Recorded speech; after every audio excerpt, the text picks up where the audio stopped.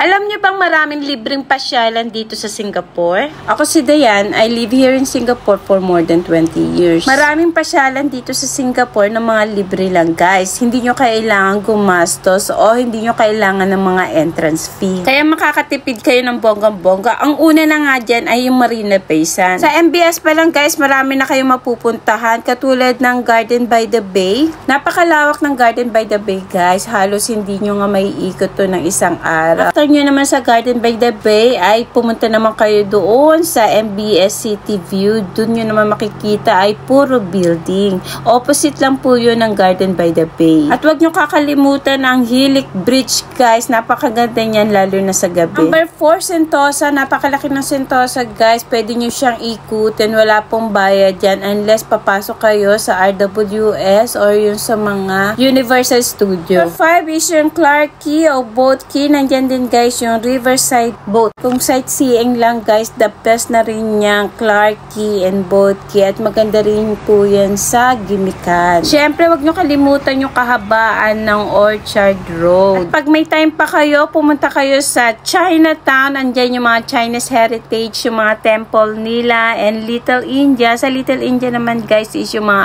Arab heritage. Next ay ang ating iconic Merlion near sa Fullerton Hotel. Follow for more!